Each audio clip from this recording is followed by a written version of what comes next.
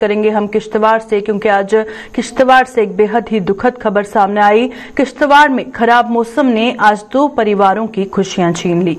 जिले के नागरा केशवा इलाके में आज पेश आए सड़क हादसे में 2 परिवारों के 5 लोगों की दर्दनाक मौत हो गई और यह हादसा तब पेश आया जब किश्तवाड़ से केशवा की ओर जा रही एक कार फिसलन की वजह से चालक द्वारा नियंत्रण खो देने से गहरी खाई में जा गिरी। इस हादसे में 4 लोगों की मौके पर ही मौत हो गई, जिनकी पहचान अब्दुल रहमान, अता मोहम्मद, मोहम्मद इरफान, अब्दुल लतीफ और गुलाम हसन के रूप में की गई है।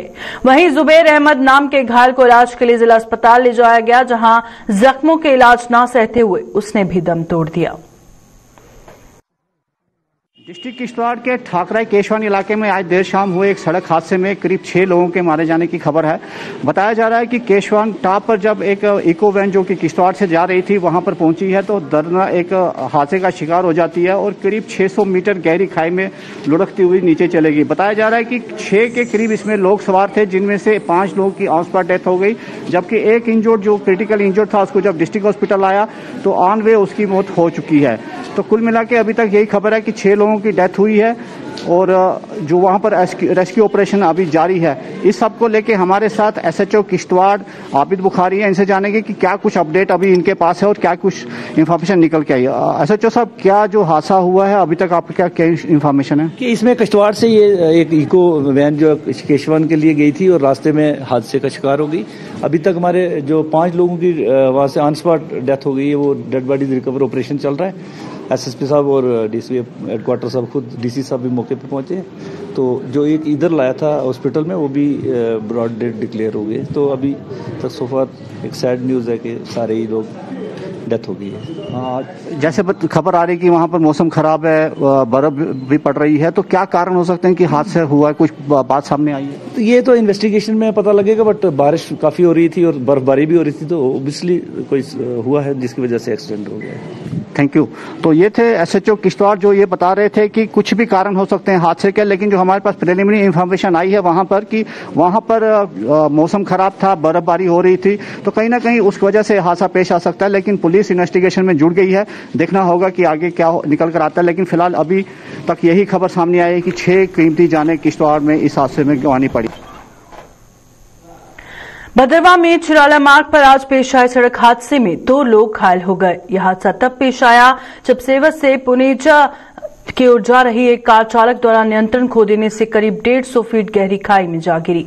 इस हादसे में कोर में सवार 2 लोग घायल हो गए, जिनकी पहचान राजेश कुमार पुत्र ओमराज और नरेश कुमार पुत्र श्यामलाल, दोनों निवासी गांव शरनी के रूप में की गई है। इन दोनों को खाई से निकालकर इलाज के लिए डोडा के जिला अस्पताल शिफ्ट कर दिया गया। इलाका पुनेजा में आज सुबह 10 बजे के बाद दौरान में गाड़ी राजेश कुमार वाले ओमराज साकना शरनी वाले का एक्सीडेंट हो गया गाड़ी का। और ये देखो गाड़ी की हालत क्या हो गई। अभी यहाँ से इनको डोडा हॉस्पिटल के लिए लिया गया है और अभी तो वो डोडा में पहुंच गए हैं। गाड़ी की कम से कम इन 50 फुट की गहराई से नीचे गिर पड़ी है। जम्मू कश्मीर में आज एक बार फिर भले ही कोरोना संक्रमितों का आंकड़ों में 2000 से भी कम आए हैं, लेकिन मौतों का आंकड़ा कम होने का नाम नहीं ले रहा। नेशनल हेल्थ मिशन द्वारा मुहैया करवाए गए आंकड़ों के अनुसार जम्मू कश्मीर में 24 घंटों में 1982 लोगों में कोरोना संक्रमण की पुष्टि हुई। उधर जम्मू जिले में बुधवार को जहां 443 मामले सामने आए थे, वहीं आज ये संख्या घटकर 310 हो गई है। उधर श्रीनगर जिले में आज 413 लोगों में कोरोना संक्रमण की पुष्टि हुई है और कुल मिलाकर जम्मू सूबे में आज 694, जबकि कश्मीर संभाग में 1288 लोग कोरोना से संक्रमित पाए गए हैं। उधर जम्मू संभाग में 5 व कश्मीर में 2 मरीजों की कोरोना से मौत हो गई है और अच्छी खबर यह है कि 24 घंटों में 5093 लोगों ने कोरोना महामारी को मात दी है और अब ये पूरी तरह से स्वस्थ हैं।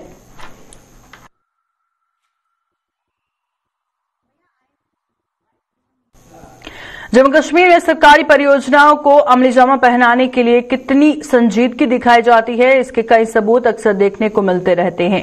बात करें अगर पुंछ की, तो यहां भी एक परियोजना का नींव पत्थर करीब 17 महीने पहले रखा गया था, लेकिन उसके बाद इसका क्या हुआ, आज हम ये आपको दिखाने जा रहे हैं। जम्मू कश्मीर में पूर्व उपराज्यपाल गिरीश चंद्र मुर्मू ने 25 जुलाई 2020 को पुंछ के हायर सेकेंडरी स्कूल में सिंथेटिक हॉकी टर्फ बिछाने के काम की नींव रखी थी, लेकिन इसे विडंबना ही कहा जाएगा कि ये काम आज तक पूरे नहीं हो पाए। 5 करोड़ 32 लाख रुपए की इस परियोजना पर अभी करीब 2 करोड़ रुपए ही खर्च हो पाए हैं और मौजूदा समय में ये काम बंद पड़ा हुआ है। सिंथेटिक टर्फ का सामान भी बारिश की वजह से खराब हो रहा है, लेकिन इसके बावजूद ये काम दोबारा शुरू नहीं हो पाया। अगर आप इसी समय वहाँ जाके अपने कैमरे को ज़रा उस मटेरियल की तरफ घुमाएंगे जो मटेरियल वहाँ यूज़ होने वाला है, तो वो करीबन जल चुका है।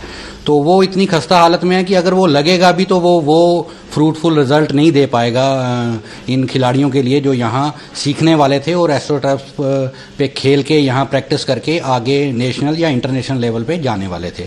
तो लिहाजा आपके बजरिए आप मीडिया कर्मियों के मैं ये एडमिनिस्ट्रेशन से, हायर अथॉरिटीज़ से ये गुजारिश करना चाहता हूँ कि ये जो काम पेंडिंग पड़ा हुआ है और जो पैसा आम लोगों के टैक्स का पैसा है जो वहाँ लग रहा है, कम से कम उसको देखें, उसकी सुध लें और टाइम फ्रेम के अंदर जो टाइम फ्रेम था उस टाइम फ्रेम में उसे कंप्लीट करें। मगर बड़े अफसोस की बात है जो 2 करोड़ रुपए का काम किया, मुझे लगता है इसके बीच भी बहुत बड़ा गफला है। जो आप अभी इस वक्त देखेंगे एस्ट्रोटर्फ की जो कंडीशन है वो बिल्कुल खस्ता हालत है। जो उन्होंने सामान मटेरियल जो उन्होंने लाया कंपनी वालों ने, वो भी 3rd क्लास सामान लगाया है। जितनी भी उन्होंने ब्लैक टॉपिंग की है, जो भी उनमें जो उन्होंने मटेरियल भरा हुआ एस्ट्रोटर्फ को बनाने के लिए, मैं समझता हूं कि बहुत बड़ी एक धांधली हुई है।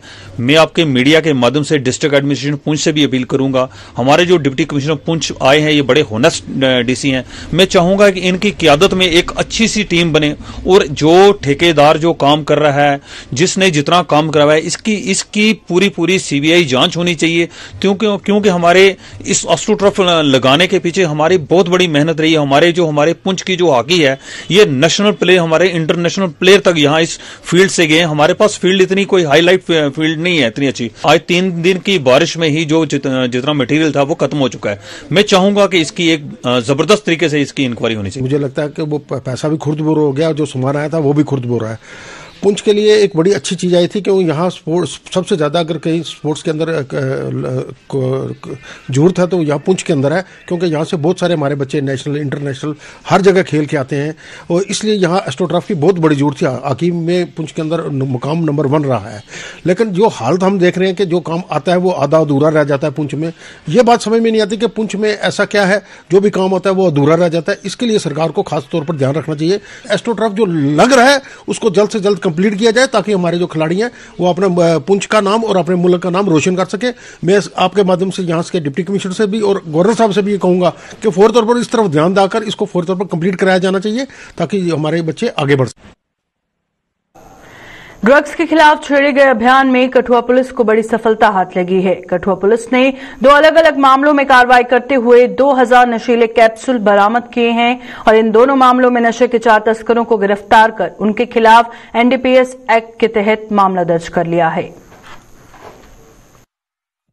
अपनी वॉर ऑन ड्रग्स को कंटिन्यू करते हुए करीब 2000 के आसपास 2 FIRs में हमने कैप्सूल्स जो हैं जो ड्रग एडिक्शन के लिए यूज किए जाते हैं वो पकड़े हुए हैं। और एक उसमें पहला एक जो था वो हमारा कल हुआ था वहां पे जगतपुर में बेरिया पत्तन रोड पे, वहां पे हमने 2 लड़कों को पकड़ा था। एक सस्पिशियस मोटरसाइकिल पे जा रहे थे वो और उनसे करीब 1425 स्पास्मोप्रॉक्सोविन के जो कैप्सूल्स हैं वो पकड़े गए थे। और एक मोटरसाइकिल जो था बगैर रजिस्ट्रेशन के नंबर के था वो भी पकड़ा था। आज शाम को अभी भी वो उसका सीजर का प्रोसीजर कर रहे हैं। हमने 600 के आसपास कुछ हुए हैं। इसमें 2 लड़के गिरफ्तार हुए हैं। एक का नाम Puneet Singh son of Hoshiyar Singh RO खरोट Kathua का है और दूसरा Mohammad Nazir son of Babudin RO ward number 3 Kathua का है।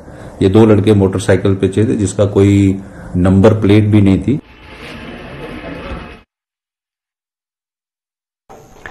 कश्मीर संभाग में आज देर शाम तक मौसम में सुधार होने का अनुमान है, जबकि जम्मू सूबे में कल सुबह तक ही मौसम के तेवर शांत हो पाएंगे। मौसम विज्ञान विभाग श्रीनगर के डिप्टी डायरेक्टर मुख्तार अहमद ने ये जानकारी दी है और उन्होंने ये बताया है कि इसके बाद 6 फरवरी तक मौसम खुशगवार रहने का अनुमान है, लेकिन 6 फरवरी शाम से लेकर और 7 फरवरी तक फिर से हल्की बारिश और बर्फबारी व इसके बाद 8 फरवरी को एक और वेस्टर्न डिस्टर्बेंस सक्रिय होने जा रहा है। कुल मिलाकर 11 फरवरी तक मौसम अपने रंग बदलता रहेगा। सिस्टम खासकर वादी की अगर हम बात करेंगे तो आज लेट इवनिंग तक जो है ग्रेजुअल इंप्रूवमेंट होगा और जम्मू साइड में कंटिन्यू रह सकता है। आज लेट नाइट या टुवर्ड्स अर्ली मॉर्निंग तक कंटिन्यू रहेगा और कल 10-11 बजे से वहां पे भी इम्प्रूवमेंट होगा खासकर जम्मू डिवीजन में। और मौसम जो है लगभग 6 तारीख शाम तक जो है खुशगवार रहेगा। 6-7 के बीच में एक स्पेल फिर से होगा, लाइट स्पेल ही होगा 6 शाम से लेकर 7 दोपहर तक। फिर 8 को एक और वेस्टर्न डिस्टर्बेंस आ रहा है, जिसके कारण जो है हल्की बारिशें बर्फबारी फिर से चांसेस हैं। थोड़ा सा क्लाउड रह सकता है मैदानी कुछ एक जगहों पे, मैदानी इलाकों में। और उसके बाद लगभग 11 तारीख शाम तक जो है मौसम बिल्कुल खुशगवार रहेगा। तो अभी फिलहाल कोई सिग्निफिकेंट वेदर सिस्टम नहीं है जिसमें हैवी स्नोफॉल या रेनफॉल का कोई प्रिडिक्शन है, ऐसा कुछ भी नहीं है। तो 11 तारीख तक जो है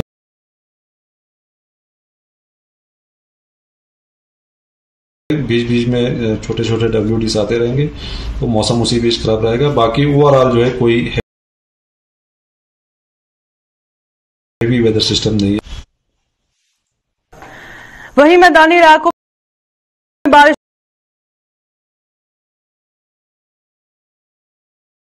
पहाड़ों पर बर्फबारी होने से दोबारा ठंडक का एहसास होने लगा है। बात करें अगर जम्मू की, तो यहां देर रात से ही बारिश का सिलसिला शुरू हो गया था और सुबह होते होते उन लोगों को काफी हद तक दिक्कतें झेलनी पड़ी जो अपने रोजमर्रा के कामकाज के लिए घरों से निकले थे। और जम्मू सूबे के ज्यादातर मैदानी जिलों में बारिश ने आम जनजीवन काफी हद तक प्रभावित किया, जबकि पर एक बार फिर से बर्फ की सफेद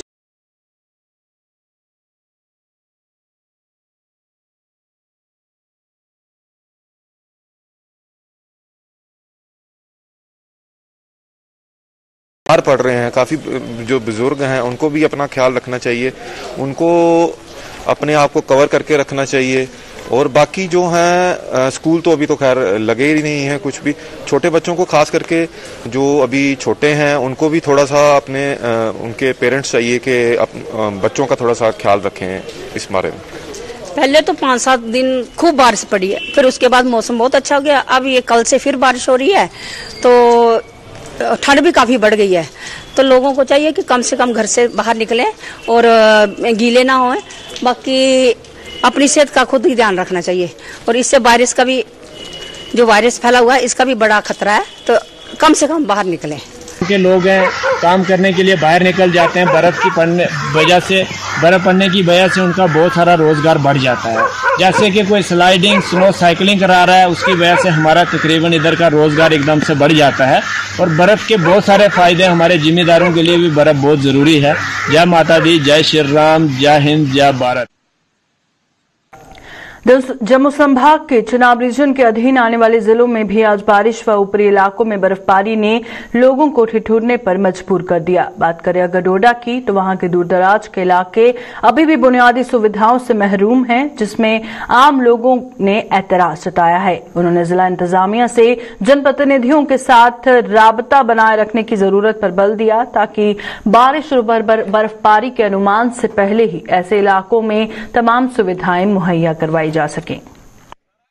21st सेंचुरी में जहाँ पे डिजिटल इंडिया की बात हो रही है, वहाँ पे अभी भी हमारे पेरिफेरल एरियाज जो हैं, जो गांव हैं, वहाँ पे जो है अभी भी चारपाई पर लोगों को लिया जा रहा है रोड ब्लॉक की वजह से हॉस्पिटल्स तक।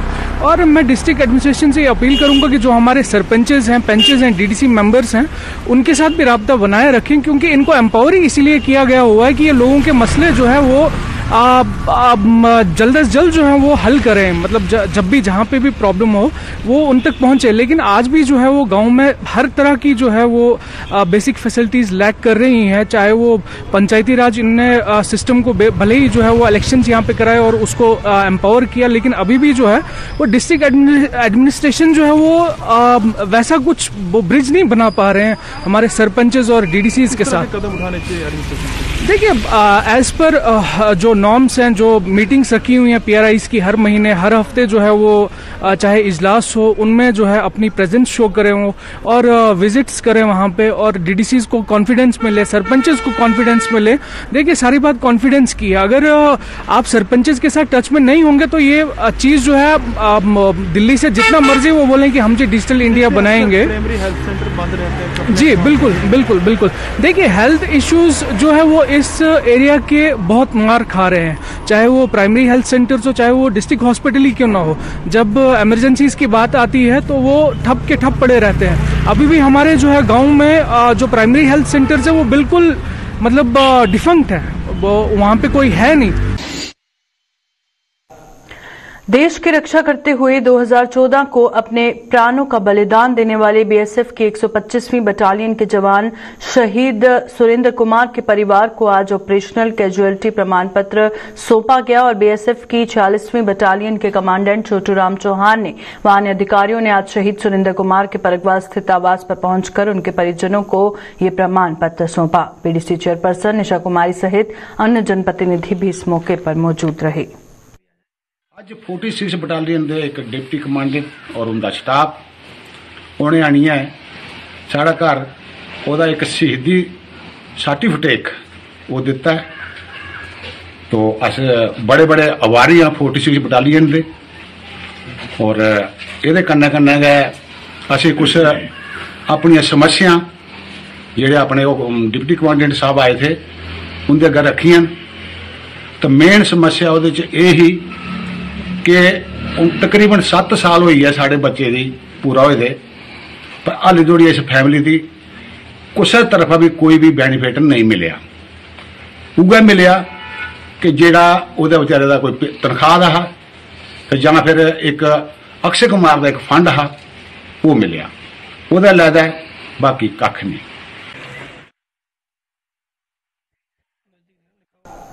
अभी के बुलेटिन में फिलहाल इतना ही, दीजिए इजाजत, नमस्कार।